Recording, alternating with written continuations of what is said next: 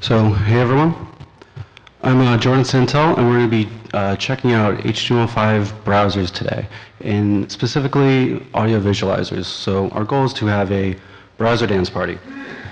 With the Web Audio API available in most major browsers today, this is now possible to have audio visualizations natively in a browser without plugins or any kind of fallback, and this is awesome. So, a little bit about me. I'm an engineer at Mozilla. I work on the add-on SDK. I am the red panda with the laser eyes. I also, me and a few others work on the web audio components specification, which is a specs makes it possible to reuse audio components in a modular way, and essentially like a plug and play, much like a guitar effect. And also, I made Dancer.js, which is a audio visualization library that lets you have beat detection and frequency analysis in a library. And it's kind of deprecated at this point since the Web Audio API is available everywhere. This kind of smoothed out the differences between Chrome's implementation, Mozilla's old audio data API implementation, and having a flash fallback. So we'll see some examples that use that library in a bit. So our goal is to talk about how to make an audio visualizer in your browser. That's our ultimate goal, and hopefully that's what you guys walk away with. So to do that, there are three main categories of things that we have to check out and go over. The first being how visualizers work. What is a visualizer, and some common techniques such as like beat detection. The other one is actually implementing this. Traditionally, audio processing is usually done in C or C++ to be really fast. If you have a recording station, your plugins are going to be in C++ because that has to be real time. So JavaScript being able to do this now is pretty awesome. So implementing it, we're going to use the Web Audio API since we're, again, making our browsers dance. And there's a few specific parts of audio analysis that are relevant to visualizers, and we'll go over those. The last thing is DSP, or digital signal processing. This is a whole field in and of itself. We're just going to touch on the basics. It's essentially just modifying and analyzing a stream of data. And you can view audio as just a stream, a series of values over time. So a very, very long array buffer. So once we go over those three categories, we'll be able to have the knowledge required to do any kind of audio visualization in our browser. So for an example, this is my favorite visualizer done by Benoit Damien. It uses the Dancer.js library. So we'll just check it out really quick.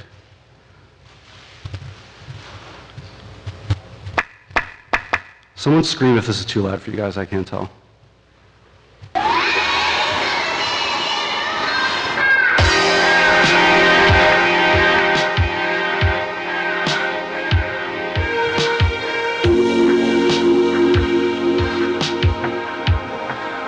So this is just running in a browser, no plugins, no silliness. It's insane, it's so cool. All right, turn this off.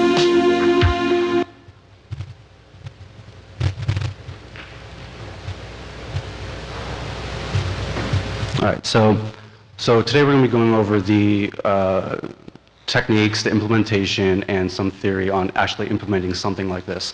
We're not going to be going over any WebGL stuff. Which that example is almost all WebGL, but you'll have the theory to pretty much have any kind of element react to your visualization. That could just be a DOM text node that could shake every time there's a beat. It could be a 2D canvas rendering, or it could be a WebGL implementation. It's all arbitrary what you do with the audio data. And so again, hopefully everyone leaves with the foundation and theory required for implementing whatever you want. So first thing, visualizers. So we'll have a formalized definition for the scope of this talk. It's not in stone. Other people might disagree with it, but this is what we'll be talking about today in terms of visualizers. What we just saw was a audio visualization. So it's a procedurally generated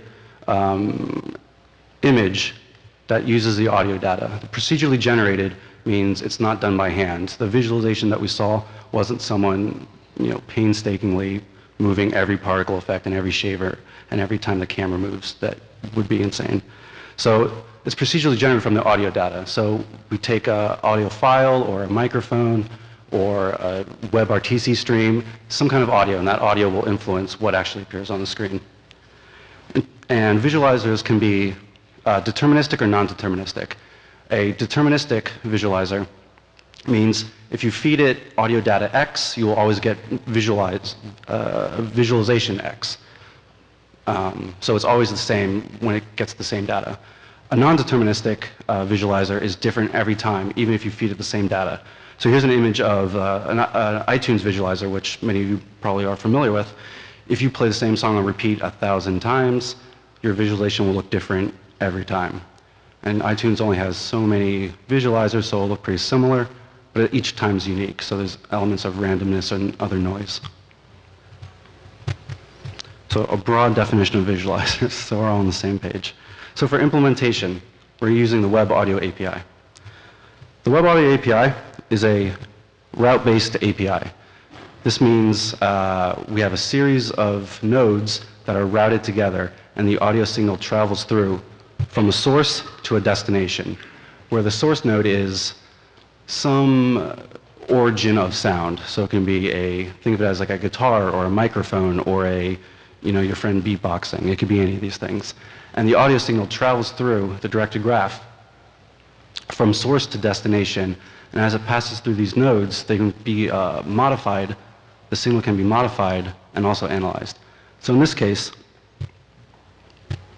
we have three sources going through several effects. So there's distortion, reverb, compressor, and these modify the actual signal. So this is good for games and if you're recording, if you have a recording station in your browser. But we're only going to be dealing with analysis today, not modification. So all these nodes live within the sandbox of an audio context. Our audio context is like our entire graph, our map. No nodes can exist outside of a context, and we'll check that out in a bit. So of course, like anything in the browser world, there are caveats. So generally, you should only have one audio context per page. You can have multiple, but things get weird. Do not do that. There are prefixes. I'm sure many of you are familiar with that and how much fun those are. So most implementations, Chrome, Safari, Opera, mobile iOS, those all use the WebKit prefixes, whereas Mozilla, which just recently implemented it, does not have a prefix. So you just have to prepare for both. There are deprecated methods. And for the most part, they're just name changes. And we'll go over that briefly in a minute. And then there are the codec wars. If you've ever worked with audio or video in a browser, I'm sure you are also familiar with this. If you have an MP3, it won't play on Firefox. If you have an Ogg Vorbis, it won't play on Safari. So several different issues with that. So you have to provide, if you work with audio files, you have to provide several different fallbacks. So in terms of support, it's available in most major browsers. Right now it's in Firefox 25, so beta. In Chrome, it's mostly fully functional. The most functional of all the browsers anyway. But it still has the audio context prefixed.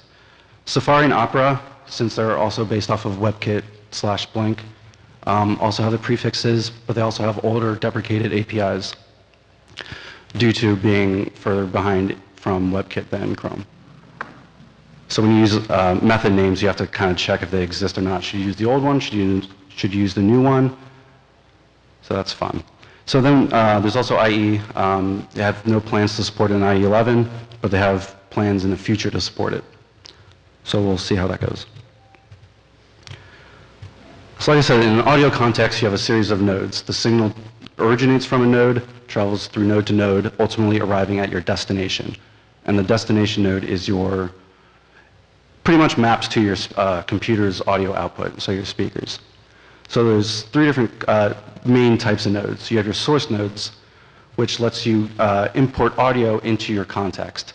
And so you can import audio from a HTML audio element. You can import it from a WebRTC stream. You can import it from a file, and you can also generate it programmatically with an oscillator. So that's how you do some cool synthesis. You have utility nodes, which are mainly used for viewing and modifying the signal. We'll look at some later. And you have effect nodes. These modify the audio signal that passes through it.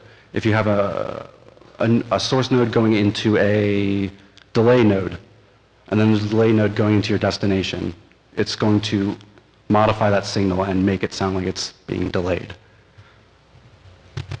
What we're going to be working with today, for our source node, we're going to be working with buffer nodes, so files.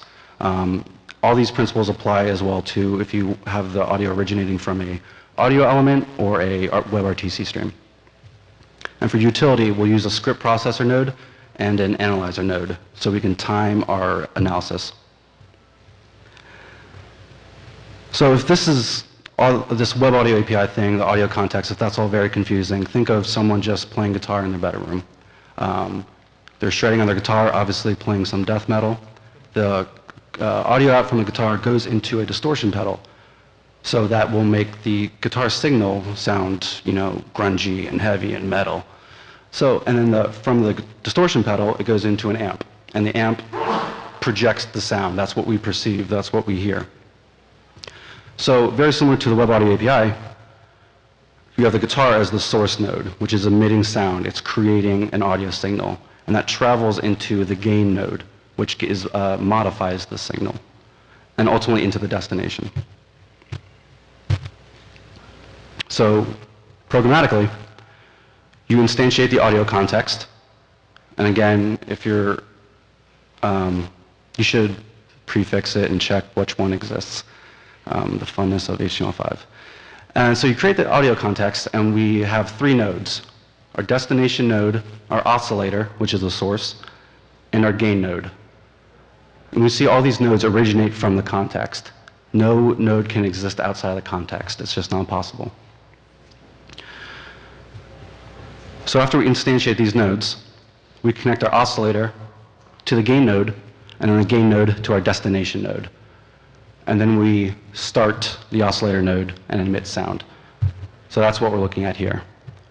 A source connected to a gain node connected to the destination. So it's a brief overview of the web audio API. There's a lot more. So this is just a kind of a basic overview of what is necessary for visualizers.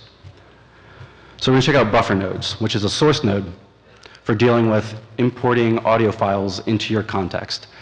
And how you do that is with a XHR call, because we need to get an array buffer, because these are not text files that we're dealing with. These are binary files. So here's a little helper that we'll use just to make it more clear. So all this is doing is taking a URL, making an XHR request to that URL, and the important thing is setting the response type to array buffer. Again, this is binary data that we're dealing with, not text. And so when that request is finished, it's going to call our callback with the array buffer. So this is just a little helper. And obviously, using like async libraries or promises will make working with the web audio API much more pleasant. So after we get our array buffer, this is raw audio data, so probably in an MP3 or OGG Vorbis format. Unfortunately, when we do audio signal processing, we have to work with raw audio data, known as pulse code modulation, or PCM. This is pretty much like a WAV file, except the WAV file is just like a small wrapper around PCM. So we have to convert whatever file that we have, the buffer, into a decoded audio buffer that we can work with. So luckily, the audio context provides a method, decode audio data, which takes a array buffer and then has a callback and passes in the decoded audio. So this helper function right here, decode, just does the get buffer that we just defined and does the decoding. So we just pass in a URL, and in our callback, we'll get our decoded audio buffer. And then and only then can we actually start working with this buffer. So when we play buffer, we create our buffer node, and then our decode function fetches it and decodes it. And so within the callback, we now have a decoded audio buffer, which we connect to our buffer source node, and then we connect our buffer source node to the destination. So this graph or audio context map only has a source node right into the destination. Not all that exciting. And then we start the buffer, which causes it to begin to emit sound. As a caveat, there's a lot of caveats. Oscillator and buffer nodes can only be used once. After you start and stop them, you must destroy them and recreate a new one. Adding helpers and wrappers around this makes it way easier to deal with, rather than doing it by hand. So it was a little bit about the Web Audio API and how we're getting sound into our context. So now the more difficult part, and I'll keep it very simple. Digital signal processing is a whole field in and of itself with tons of scientists and electrical engineers way smarter than I am. So this is just a brief overview of how we can contextualize the audio data that we're working with into to use them in a meaningful way in our visualization. So digital signal processing can be thought of as just interpreting discrete signals. A discrete signal can be thought of as a series of values. Discrete meaning non-continuous, so it does not have an infinite resolution. Our computers cannot deal with a signal of infinite resolution in this way. So just think of audio as values over time, a very long array or buffer with values in each element. And digital signal processing is the process of analyzing that and interpreting it in a meaningful way. So our first DSP definition is the sample rate. This is how many times per second a value is sampled from the source. So traditionally in CD audio is 44.1 thousand times a second. So those are a lot of samples. You can think of the sample rate as you have someone walking from one side of the room to another in a continuous, real, natural way. At no point are they teleporting there. It's a fluid motion, and when you blink your eyes, they're going to still be moving. But if we're filming this, we would film it at 60 frames per second. So 60 times a second, we're essentially taking a snapshot of this person moving. So that can be thought of as sampling. So if instead of having a camera that films at 60 frames per second, we have a camera that films at 10 frames per second, the human would be able to detect this really low frame rate, and it would almost look like the person's teleporting slowly across the room. It's almost like a bad security footage. So the sample rate's similar to that.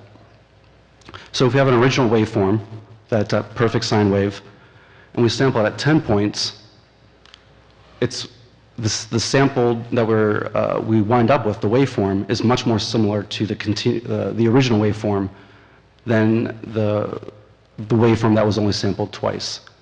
There's a lot of assumptions in that shape. And so the sample rate determines the quality. If we have 44.1 thousand samples a second, we're going to have much more quality than 8,000 samples per second, which that's what telecommunications are. Much lower sample rate, but that means it's less data coming through, so it's much quicker. And in telecommunications, it's much more important to have real-time communication than quality. So the higher the sample rate, the higher the quality. And the higher the quality, the higher file size, so just more data. And so the more data, the more accurately we can represent the original true form of the signal. So another factor that influences the quality of our audio signal is bit depth. This determines the vertical resolution, how many potential values per sample are possible. If each sample, if we have one bit, if a bit depth of 1, then each sample can either be 0 or 1. So we're not going to get that much information out of that. If we have a 16-bit depth sampling, then we have 65,000 different potential values for each sample. So we can have, again, more accurately represent the original waveform. Both bit depth and sample rate are the main factors for influencing quality of a signal. Sample rate is the resolution on the x-axis, the bit depth is the resolution on the y-axis. And so the higher resolution, the higher quality, the more it represents the original waveform. So what are we looking at? We're looking at a sine wave on graph paper. How does this relate to audio? So this is raw audio data interpreted as a discrete signal. On the x-axis, we have time.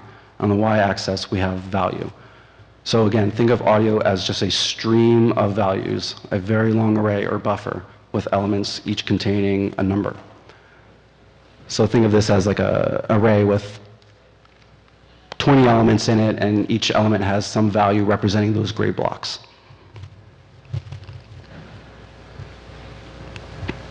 So what we were looking at was the time domain visualization of an audio signal. And it doesn't really quite make sense yet. How does this abstract shape represent what we actually perceive and hear? So you may be familiar with sine waves, square waves, and sawtooth waves. If you've done any synthesis or music production, you're probably familiar with these sounds. They kind of sound like Game Boy jams. So if we look at the time domain visualization of these waveforms, we can see how they get their name. So let me turn this down, because this could be. So here's a sine wave. We can see why it's called a sine wave. This is our mathematical formula for a sine. And a square wave, it looks like a square. And then sawtooth, it looks like a saw. That's awesome. So these tones are called, named after what they look like under an oscilloscope, so the time domain. So again, we're looking at these shapes. We have a audio file that's just a sine wave, and for some reason, our audio data is in this format. How does that map together?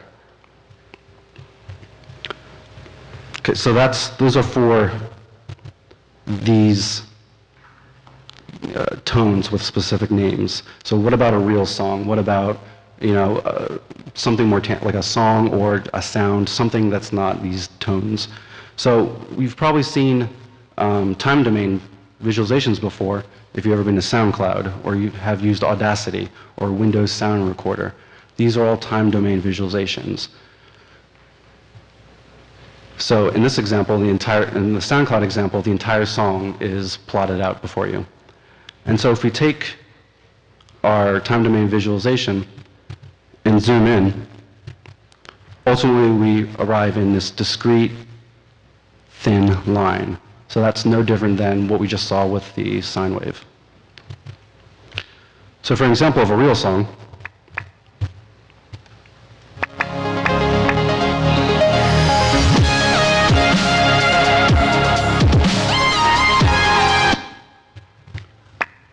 so this is the pure audio data that's being sent to your sound card. How does this translate to a song that we can understand and recognize the artist who wrote it? So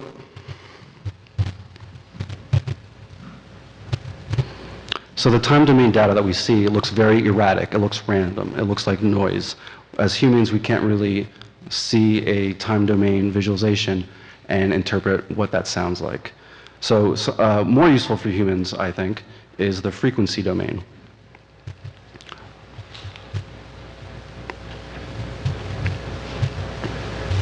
So whereas the time domain, our x-axis was time, values over time, in the frequency domain, our x-axis is the frequency. And so this, I think, makes much more sense for humans. So if we plot the frequency, where frequencies are a property of sound that most influences pitch, so something with a low frequency is going to sound lower. Something with a high frequency is going to sound much higher. So a flute has a higher frequency range than a bass guitar. So if we plot out our frequencies along the x-axis, we have our bass notes on the far left, we have our higher pitch notes on the far right. And if we visualize the magnitude of each frequency range, we get something that kind of looks like an equalizer. So here's a YouTube visualization from MonsterCat.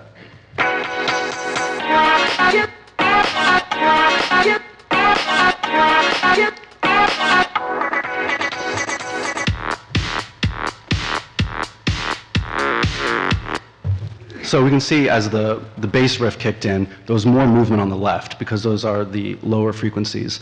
As in the very beginning, it was very treble focused, much more higher frequencies. So there's a lot of movement on the far right.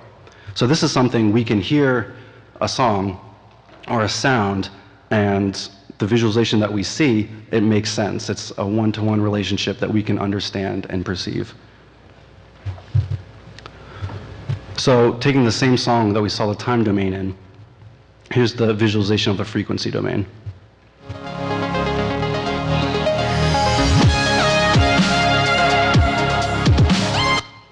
So that makes much more sense. We hear beats and we see movement on the far left when we hear a kick drum. When we hear leads, we see movement on the far right, and everything influences each other and we can understand it. It makes sense.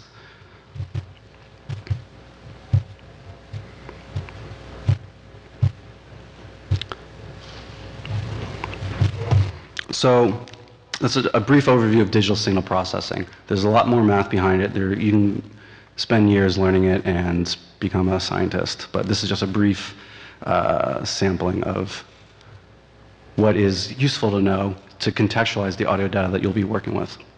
So back to the Web Audio API. How do we implement this? We have a buffer node that was going to bring an audio file into our context, but then how do we get this information? How do we get the time domain, the frequency domain? How do we get that from our file? So luckily, we have an analyzer node, and provides 3 methods to get the byte data for the frequency domain and time domain. These take an array, a typed array, and populate that array with the data whenever you call it. There's also, you can get the frequency domain as a float as well, but we'll only be dealing with the 8-bit integers today. So think of the frequency data. Assume a sample rate of 44.1 thousand times a second. So that's a lot of samples a second. The more we have to process, the slower everything will be. So if we can only process half of it, great. Luckily, there's a theorem for that. There's a Nyquist frequency, which is half of the sample rate. So this just means we can cut our samples in half and then infer what the rest means. So think of if you see someone kind of half leaning out behind a door, you can probably assume what their other half looks like. So it's similar to that. So we're only going to be dealing with, in a sample rate of 44.1 thousand, we'll only be dealing with frequencies 0 to 22,050. So then we have our FFT size. An FFT is a fast Fourier transform. That is an algorithm that is being used by the Web Audio API. You do not have to deal with it. Just know that the higher your FFT size is, your bin count is going to be half of that. Your bin count is how many elements in your data array you'll have to work with. So ultimately, when we get frequency data, we get a typed array of bin count length, whereas each element in that array represents a frequency range. And the entire array represents the frequency range from 0 to the Nyquist, or 22,000. And also, humans can't really perceive beyond 22,000 anyway, so you're not really missing out. So an example, sample rate, 44,000. Our Nyquist is half of that, 22,000. We have an FFT size of 1,024. That's arbitrary at this point. So our bin count is half of that. So we have an array of 512 elements. So we can calculate frequencies per bin by taking the Nyquist divided by our bin counts. So then in this case, if we have our data array is length 512, the first element in that array contains frequency information for 0 to 43 hertz. The next one is 44 to 87 hertz. This is the overall magnitude of that frequency range. So when we see the equalizer bobbing up and down, though each bar is an element in that array. So to get the frequency data, we create our analyzer, set the FFT size, and the larger the FFT size, the longer our bin count will be. So they'll give us a larger data array, which means each element is going to contain less and less frequencies, which means we have a much finer resolution. So if we double our FFT from 1024 to 2048, that means each element will contain, instead of 43 frequencies, will contain 21 frequencies, giving us a much finer control. But it's also more process heavy. So in this case, we make a typed array of size 256, so half of our FFT size. And on every 20 milliseconds, we call our analyzer's get byte frequency data and pass in our typed array. So every 20 milliseconds, our typed array will be updated with fresh frequency audio data. Very similar for getting the time domain. The only difference is we have a larger FFT size for this. So we call get byte time domain data, and again, it populates our typed array with fresh audio data in the time domain every 20 milliseconds.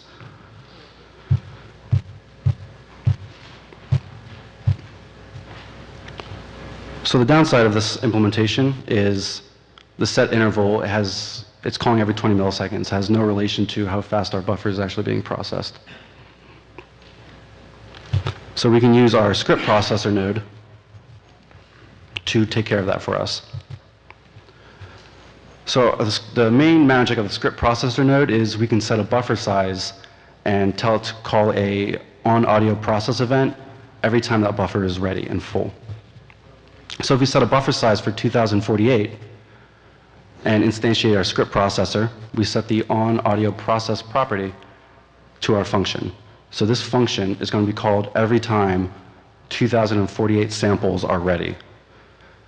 So if our sample rate is 44.1 thousand, which is 44,100 samples a second, and this gets called every time we have 2048 samples, this is going to be called every 21 times a second.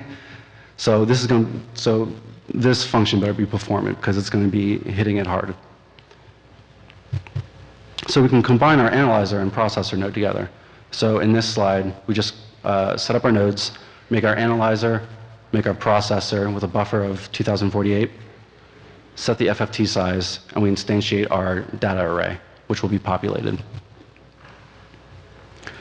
So every time our script processor fires a process event, we're going to repopulate our typed array with frequency data. So in this case, our data has 512 elements, each containing 8-bit values, so a number between 0 and 255. And this is called every 46 milliseconds, 21 sometimes a second. So we just talked about time domain and frequency domain. So how do visualizers actually use this? Let's check out an example. This is a loop waveform visualizer by Felix Turner.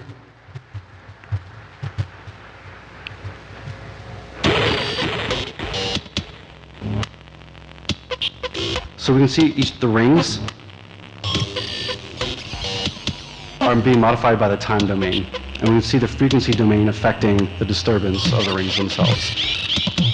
So they don't have to necessarily be this flat 2D representation of the time and frequency domain. You can use that data any way you want to add a sense of randomness or noise or control anything you'd like with it. You can get really creative with it.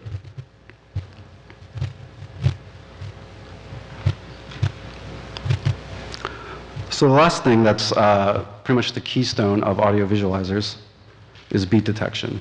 Almost every visualization has some sort of, anytime there's a beat, something happens.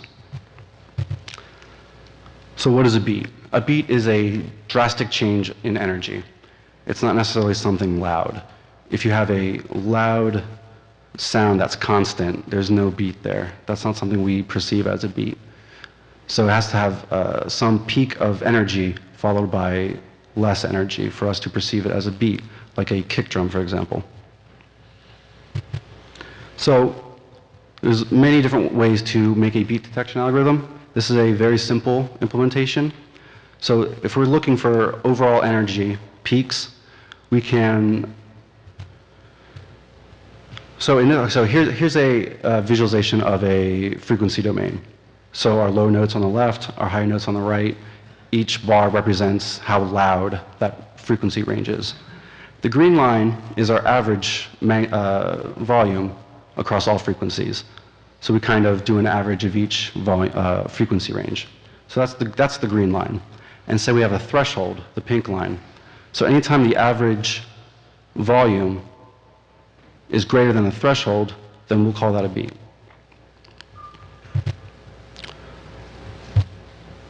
So to get the average magnitude, this is essentially a reduce function. Typed arrays do not have the reduce function like normal arrays do. But this also lets us provide a subset of the array to reduce, which lets us focus, rather than getting the average magnitude of the entire spectrum, we can focus in on just the frequency range with a human voice, or a snare drum, or a kick drum. So if a kick drum happens, we can do one thing. If the snare happens, we can do something else. And we can also detect the magnitude of around the human average frequency range to do a third thing. And to determine is this magnitude, is a beat happening right now? So on our OnAudioProcess event, we can get the average magnitude of the entire spectrum. And then if that average magnitude is greater than the threshold, that's wrong. If it's greater than the threshold, then a beat occurs. Otherwise, let's reduce the threshold by some decay rate, because there can be a lot of dynamics in a song. So as an example,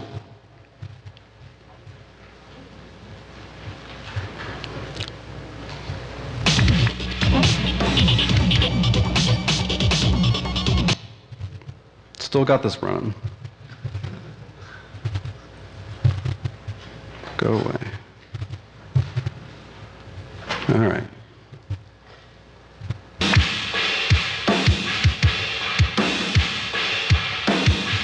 So in this case, our green line is our average magnitude, right? This specific demo is only focusing on the lower frequency, so it's only listening for the average frequency of the kick drum range. And the pink line is the threshold. Anytime the green line is greater than the threshold, a beat happens, and then everything turns pink. And there's also a decay rate to handle differences. So it's pretty accurate. It's not perfect, but again, this is a crude implementation. I'm going to add wait times to handle when other noises happen. Different genres of music have different frequency ranges that focus on their beat. So if you have a metal visualizer, that might handle things differently than an EDM visualizer.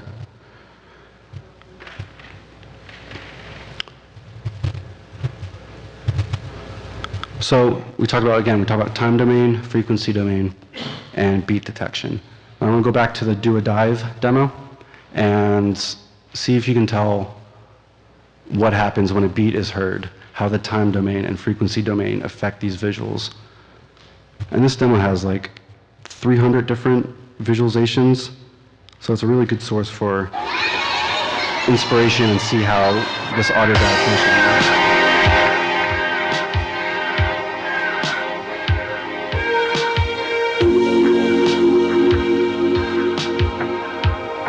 So we see a lot of these particle effects flow and things like that when a beat is detected. And it looks like there is some focus on the beat of a kick drum and a snare drum. And these both have different events occurring with that.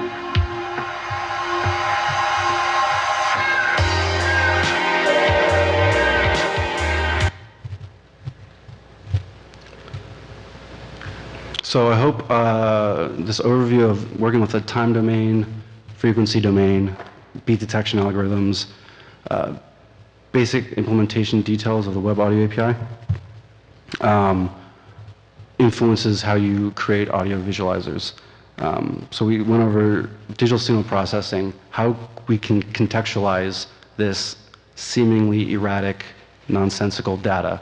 How can we actually interpret what these values mean? And these examples are the visualizers, so we can have inspiration, see how this audio data influences other visualizers that we like. You can go home and just start up iTunes and see what happens when your audio data does different things.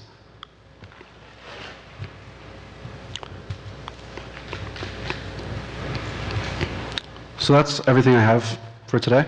Like I said, I hope this overview of information, it was kind of very broad, but all necessary for creating a intelligent audio visualization was useful, and hopefully provides the foundation theory for getting as creative as you like. Again, I'm Jordan Santell. If you have any questions, I'll be around. Comments, criticisms, feedback, whatever.